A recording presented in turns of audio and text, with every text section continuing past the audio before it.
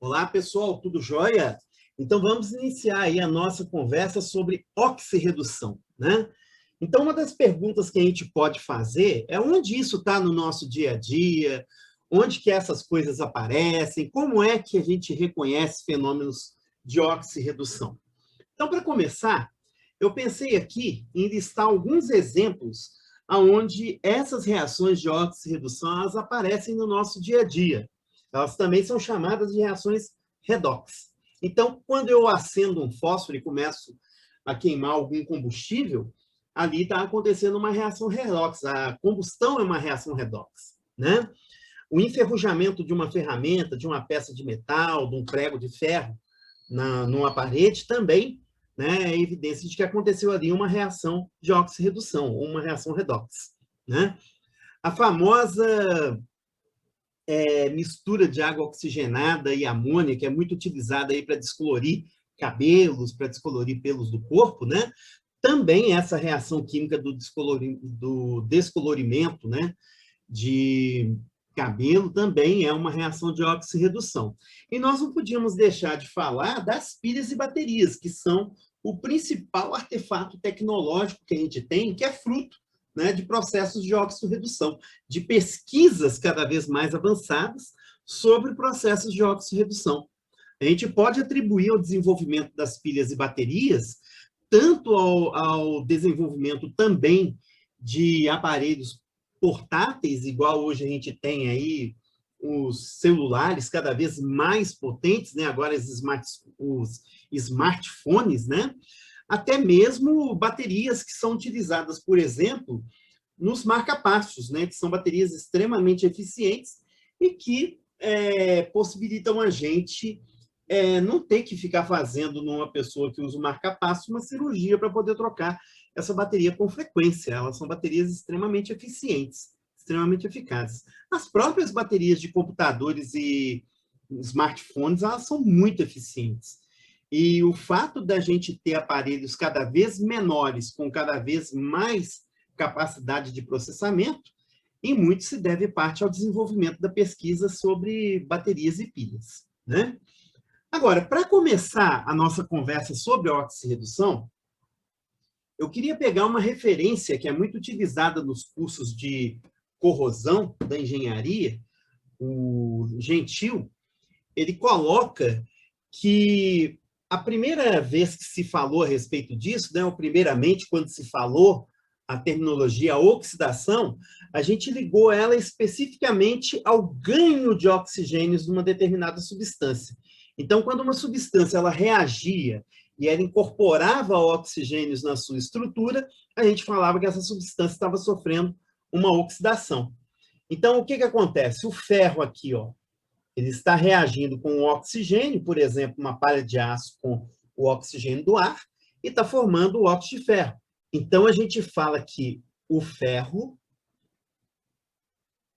está oxidando. Da mesma forma, o alumínio, que, por exemplo, pode fazer parte da superfície de uma panela, quando a gente acaba de arear a panela, que a gente remove ali aquela camada protetora que fica ali em cima, né?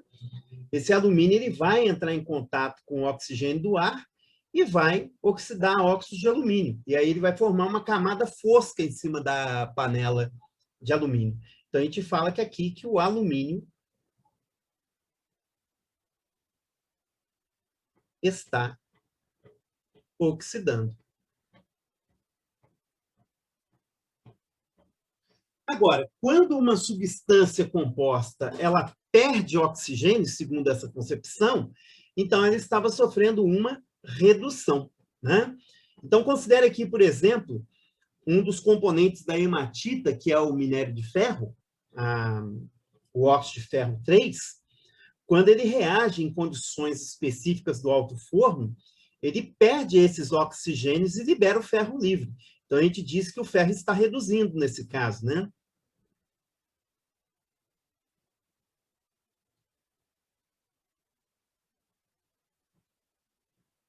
E no tungstênio, quando ele reage aqui com hidrogênio em determinadas condições, ele rompe as ligações que ele fez com o oxigênio e se torna, né, tungstênio livre. Então, a gente fala aqui que o tungstênio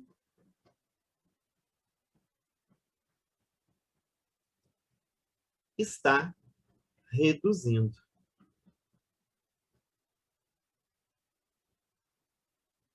Certo? Então, essa daí seria a primeira concepção, a primeira ideologia que está por detrás dos termos oxidação e redução. Tá?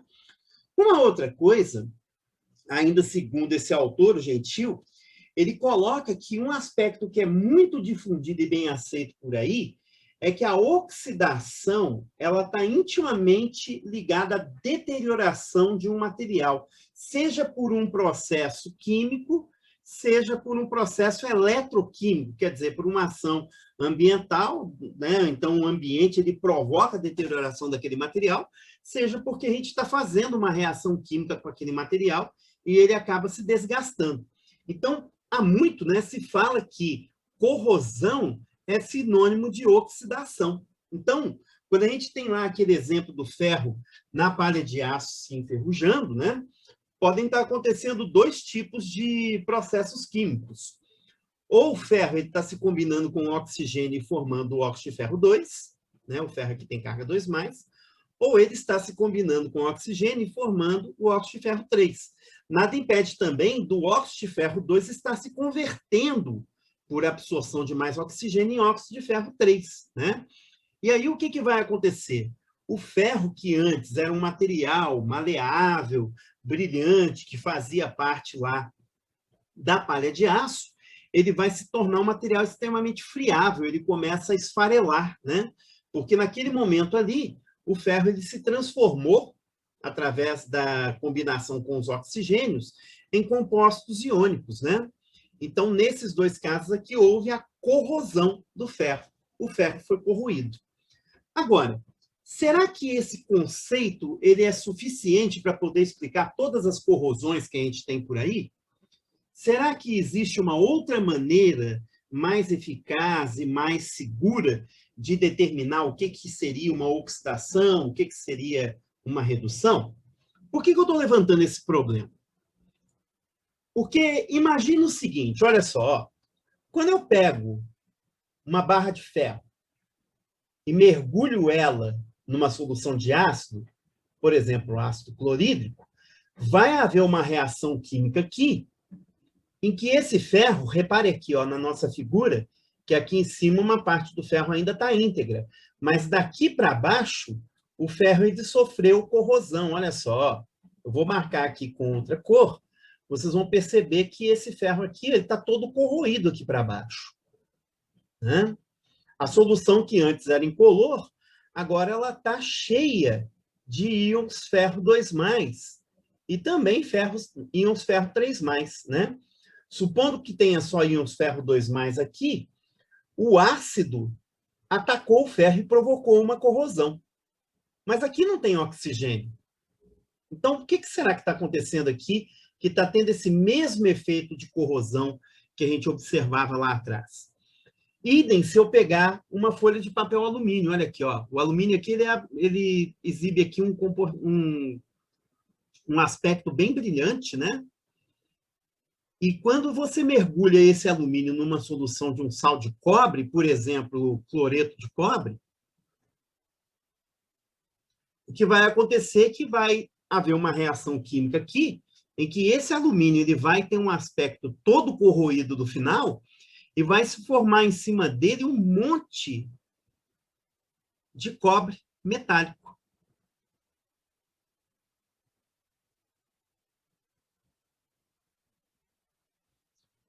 De novo, você tem aqui a corrosão do metal, mas sem a concorrência do oxigênio.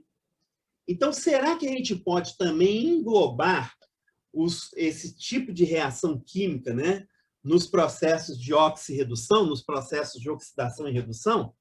Para isso, eu convido vocês a observar mais atentamente as duas reações químicas e tentar descobrir mais ou menos o que está acontecendo ali. Então, vamos lá. Olha só. O ferro da lâmina, ele sofreu corrosão. E isso é evidenciado pelo desgaste da lâmina. E o mesmo ocorre com o alumínio. Agora, olhando para a equação, o que eu noto? Antes, o ferro metálico, aquele que fazia parte da lâmina, tinha carga zero. Ele era um átomo neutro, né? Ele era constituído por átomos neutros. E depois do processo, ele forma os íons ferro 2+, que vão para a solução aquosa. E a lâmina sofre um desgaste. O que está acontecendo? Os átomos de ferro, eles estão se transformando em íons ferro 2+, e estão deixando a lâmina. E aí o que acontece? Essa lâmina começa a exibir um comportamento todo corroído, porque ela está perdendo esses átomos com o passar do tempo, né? Mesma coisa a gente pode falar lá da folha de alumínio. O que está acontecendo é que esse alumínio que está lá dentro da lâmina, ele está perdendo elétrons. Como é que eu sei disso? Porque ele antes era carga zero, depois ele virou carga 3+. Ele sai da lâmina na forma de íons alumínio 3+, e à medida em que esses átomos vão saindo, a lâmina vai se corroendo, né? Ela vai literalmente perdendo pedaços aqui. Agora, para onde que esses elétrons eles estão indo? Bom, os elétrons do ferro estão sendo transferidos para os átomos de hidrogênio. E esses átomos de hidrogênio estão recebendo esses elétrons, né? Note, ó, aqui carga negativa, aqui carga positiva, né? Eles se combinam e formam aí a molécula de hidrogênio, que vai sair na forma gasosa. Esses elétrons são utilizados para estabelecer a ligação química hidrogênio-hidrogênio. Eles são transferidos, portanto, para o hidrogênio. E da mesma forma, cada átomo de alumínio aqui vai doar 3 elétrons, num total de 6 elétrons, para os 3 átomos de cobre, 2+ da solução, que vão receber esses elétrons e vão formar 3 átomos de cobre, né, ou 3 mols de átomos de cobre, na forma neutra, reduzida, né? Então, o que vai acontecer?